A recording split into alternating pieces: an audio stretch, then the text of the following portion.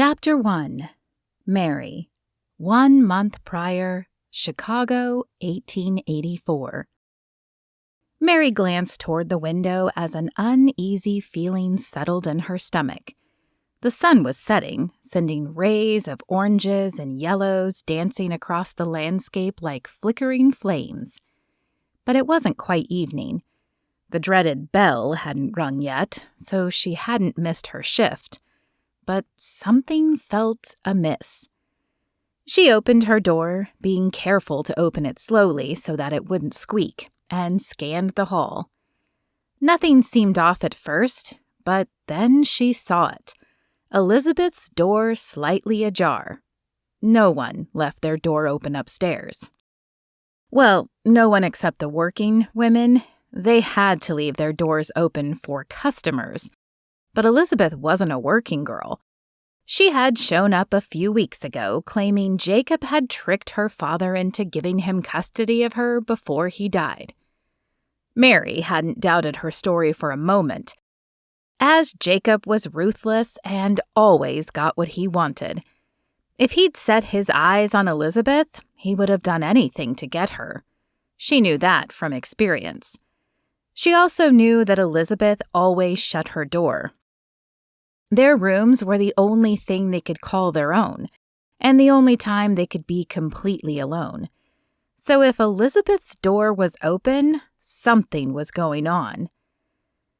Mary walked softly down the hall to Elizabeth's room and pushed her door open. Elizabeth was at her bed, back to the door, shoving clothing into a bag. Her dark hair fell in waves down her back that shimmered like a creek at night, with each movement of her arm. Mary watched for a moment before she spoke, making sure to keep her voice soft so they wouldn't be heard. "Are you going somewhere?"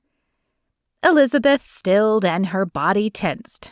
Though Mary couldn't see her face, she knew the girl was debating whether to talk or bolt. Had it been anyone else, she probably would have opted for the latter. But Mary had made a point to try and befriend Elizabeth since she'd arrived. So after a moment's hesitation, she glanced up at Mary, her face pale and wary. When she spoke, it was slow and thoughtful. "I can't stay here. This was never what my father planned for me, so I'm leaving town." Mary scoffed softly. None of the girls in the saloon had planned on this life, but sometimes that was the way life worked out. However, Elizabeth was different from the rest of them. She was educated and proper. It was clear her father had loved her very much, and she hadn't come here looking for work like the rest of the women. She'd come only because Jacob had forced her when her father died. "Where will you go?" "I don't know exactly. I'm going to let it be an adventure." Elizabeth shook her head, and a small smile tugged at her lips. But her eyes slid to the side as if she couldn't hold Mary's gaze. She knew where she was going, but she didn't want to tell Mary. For a brief moment, Mary felt slighted. She'd been nothing but nice to Elizabeth, trying her best to make the girl feel welcome, yet Elizabeth didn't trust Mary completely. However, as she thought about it, she realized she would not trust any of the women here either. Most of them would turn on you for a decent meal or a night off. In addition, by not telling her, Elizabeth was protecting her, whether she knew it or not. When Jacob and Luther found out she was gone, the girls would be questioned. And if Mary didn't know where Elizabeth was going, then she wouldn't be able to tell them. Still, she shouldn't let Elizabeth go. Even if Mary didn't know where she'd gone, Luther would probably punish her just because she'd been friendly to Elizabeth. He would assume she knew something, and she had no doubt he would beat her mercilessly until he was convinced she didn't. If she valued her safety, she should holler for help or make a scene, but she couldn't. Elizabeth didn't belong here, and she was still young enough that maybe she could find a good man and raise a family of her own. Mary had to give her that chance. So instead of protecting herself, she stepped into the room and wrapped her arms around Elizabeth. "I hope you find something better than this." Elizabeth stood stiffly for a moment as if shocked by Mary's gesture and unsure of how to respond. But then she pulled back and looked at Mary, her green eyes serious. "Come with me." Mary blinked in surprise. Come with her? Could it be that simple? Could she just walk out on her life and start over? At her age? No, that was foolish talk. "I would love to, but I can't. There's nowhere for me to go, and I'm too old to marry and start over." Elizabeth shook her head. "No, you're not. Look, out west there are more men than women. I'm sure you could find a good man who would marry you, and if not, you could stay with me." Out west? Had Elizabeth caught her slip? Mary watched her for a moment to see if the recognition hit, but there was only a pleading in the other woman's eyes. The thought was tempting, but Mary couldn't do that to Elizabeth. Elizabeth had a chance at a life, at happiness, and Mary would only slow her down. "No, my place is here. I don't know anything other than working for Jacob and Luther, but you go. Get out while you can." Elizabeth opened her mouth as if to argue more, but then she glanced toward the window. The sunlight was disappearing, the oranges and reds fading to dark shadows that stretched along the wall. Their shift would be starting soon. Elizabeth had to know that her chance was now or never. With a sigh, she pulled Mary close once more. "I'll pray for you, and if you do ever leave, maybe we can reunite one day." Mary knew that would never happen, but she would tuck the promise away like a secret and bring it out when she felt lonely and hopeless. "Maybe. Now you better get out of here. It's almost time for the evening shift to begin, and Luther will be looking for you. I'll tell him you're sick to buy you some time." It wouldn't buy her much. Luther was ruthless. He didn't care if the women were tired or sick. They were expected to work every shift. Once, a few years ago, a girl had been feeling poorly and asked to stay in her room so she could sleep and get better. Luther had dragged her out of her room, slapped her around, and then sent her out to work. The poor girl passed out while serving, but instead of apologizing and sending her to bed to rest, Luther beat her until she couldn't move. She'd been taken to the doctor after, but she'd never returned. Mary had no idea what happened to her, but she'd feared the worst. Elizabeth squeezed her arm one more time, and then she poked her head out of the room, looked both directions, and headed for the back stairs. Mary crossed to the bed and shoved the pillow under the covers. It was a pathetic small thing and barely made a lump, but perhaps it would fool someone if they glanced in the room. It only needed to work long enough for Elizabeth to escape. With that done, Mary crossed back to the doorway and peeked out as Elizabeth had done. When she was sure no one was in the hallway, she snuck back to her own room to wait until it was time for her to go downstairs. If she went down too early, Luther would surely suspect something. No one went down before they had to, except for Bess. She seemed to think that being at Luther's beck and call would make her life easier. And maybe it did, but Mary wasn't willing to stoop to that level just to have an easier time. Her heart pounded as she sat on her bunk, but it was only a few minutes before she heard the clanging bell that was their cue to get downstairs. She inhaled deeply, summoning her courage and her resolve not to say anything, and then headed downstairs and lined up with the rest of the women who worked the night shift. This was a nightly occurrence so that Luther could make sure they were all present. Though his technical title was bartender, he might as well have been Jacob's partner, as he was around the girls more often and used whatever force necessary to keep them in line. His long, wavy hair swung with each movement of his head as his steel blue eyes regarded each woman. When he got to Mary, he paused and looked back down the line. "Where's Elizabeth?" Mary shrugged and tried not to focus on the jagged scar running down Luther's cheek. "I don't know. Maybe she's not feeling well?" Luther scowled at her, anger heating up his icy eyes. "Get up there and tell her to get down here. I don't care how she's feeling." "Yes, sir." Mary headed back up the stairs. She would have to tell Luther Elizabeth was gone, but she could buy a few more minutes for the woman if she walked slowly. But not too slowly, or Luther would know she knew something. Mary doubted any of the women from the day shift would watch her open Elizabeth's door, but she went through the motions nonetheless. And when she felt she couldn't take any more time, she returned to Luther. "She's gone," Mary said, hoping her face showed disbelief. "Gone?" Luther's angry roar caused several patrons to turn toward them. But the saloon was often the scene of disagreements, and unless weapons were drawn, there was rarely cause for alarm. When no guns were brandished, the men returned to their beers and Luther leaned closer to hiss at Mary. "What do you mean she's gone?" His breath reeked of alcohol and decay.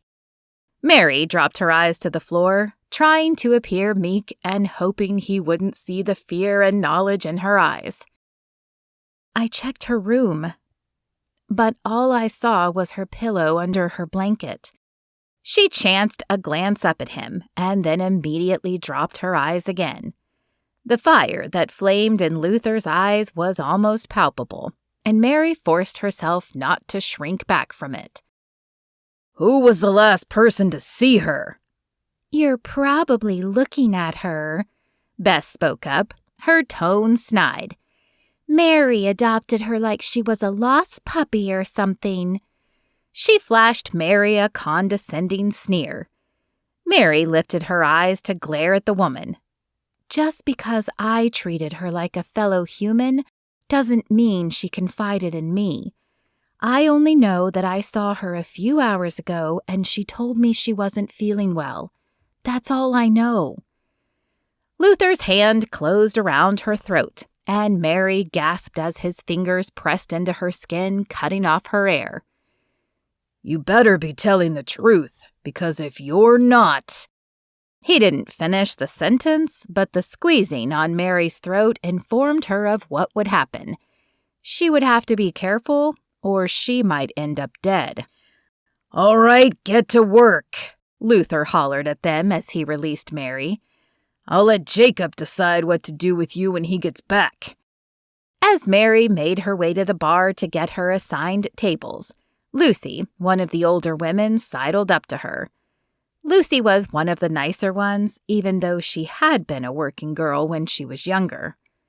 "You better tell them if you know anything," she whispered, her eyes darting around to make sure no one was listening. "Remember what happened to Effie?"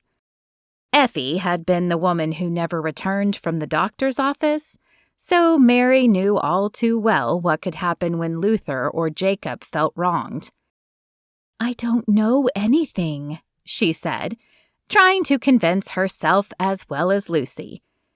Lucy held her gaze, and it was clear she didn't believe Mary, but finally she just shook her head. "If you say so," she said before walking away. Mary tried to focus on her work, but every time the door opened, she found herself holding her breath and looking at the entrance to see if it was Jacob. Her luck held for about 3 hours, but then Jacob walked through the door. Mary watched out of the corner of her eye as Luther pulled him aside and whispered something to him. Jacob's face turned red, and he hissed something back at Luther. Mary couldn't hear the words, but she knew exactly what they were. He wanted answers, and that meant a one-on-one interview with each girl. She'd expected to be the first one hauled in, but perhaps he'd thought the agony of waiting would make her more likely to talk. She could not deny that it was wreaking havoc on her insides, as her stomach bunched and curled. Mary watched as one woman after the other exited, face red and blotchy. A few shot her glares as if she had caused this. In a way, she supposed she had, but most simply ignored her and walked back to their rooms. Lucy was the last one to go in before her, and Mary flinched when she heard Lucy cry out. She hated that the women were suffering, but Jacob and Luther seemed to take pleasure in hitting women.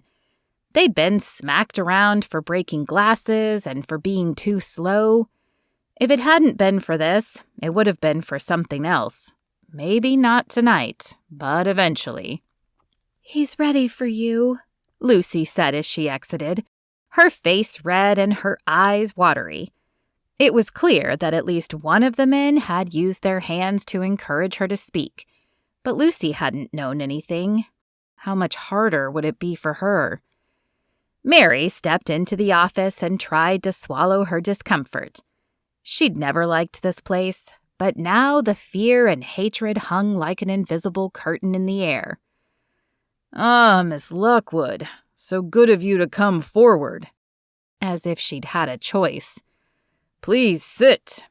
Jacob motioned to the one chair set in the center of the room. Though she wanted to get as far away from that chair as possible, Mary did as she was told. She placed her hands in her lap to keep from gripping the chair. They didn't need to know how strong the fear coursing through her was, or how loud her heartbeat sounded in her ears. "So, Miss Lockwood, Luther tells me that Elizabeth went missing today." It wasn't a question, but Mary nodded nonetheless. "Yes, sir. She didn't show up for roll call. I assumed she was sick, as she'd mentioned earlier that she wasn't feeling well." "Is that so?" Jacob leaned back against his desk, his arms folded across his chest. "Yes, sir. When she didn't show, Luther sent me upstairs to look for her, but all I found was her pillow under her blanket." He moved so quickly that Mary didn't even have time to register what he was doing before the pain flared across her face and her eyes stung with tears. She blinked them back. She refused to cry in front of Jacob or Luther. "Where is she?" he bellowed, the smell of alcohol thick on his breath. "I don't know." Mary lifted her chin and met his gaze, hoping she looked fearless, though she felt anything but. "You were the closest one to her," Jacob seethed, slapping her so hard this time that she saw stars. "She had to have told you something." "Nothing," Mary protested, swallowing the lump threatening to form in her throat. "Like I told Luther, she told me she wasn't feeling well, and that was the last time I spoke to her, before Luther sent me up to check on her at the start of shift. She was gone. I don't know where she went." It was mostly true, at least. Mary only knew that she was going west. She thanked her lucky stars that Elizabeth hadn't told her more. Jacob's meaty fingers dug into her chin as he gripped her face tightly and leaned closer to her. "I don't believe you. I don't think you understand how important this is to me, and how much I hate liars. But you will." Fear sprouted in the depths of Mary's stomach. Not so much from his words, but from his face. An insanity burned in his eyes, and for the first time, Mary feared for her safety. Before she could say anything, Jacob's fist slammed into her eye. Pain exploded in her face, and she could not contain the whimper that escaped her lips. Jacob's mouth carved into a smile, and he punched her again, this time on her cheekbone. There was no crack of broken bones, but the pain radiated down into her jaw. Then his fist connected with the other side of her face, and the tears began to flow freely. Mary had never felt such pain. Her face was on fire, like someone had placed burning coals on her skin. "Tell me where she is," Jacob thundered, as he continued to rain punches down on her. Another few landed on her face, one hitting her mouth and sending the copper taste of blood through her mouth. Her lip must have split because it felt like all her teeth were in place. Then a punch landed in her side and she struggled to get a breath. Her chest tightened as the blows landed, constricting her airways and attaching a pain she'd never experienced to each breath. The room began to tilt and darken. Suddenly, she could take it no longer. "West," she sobbed, trying to escape Jacob's next blow. "All I know is she said she was going west." Remorse at betraying her friend filled her, but she'd held out as long as she could. The last thing Mary saw was the evil gleam in Jacob's eyes before his fist landed squarely on her nose, and the world went black.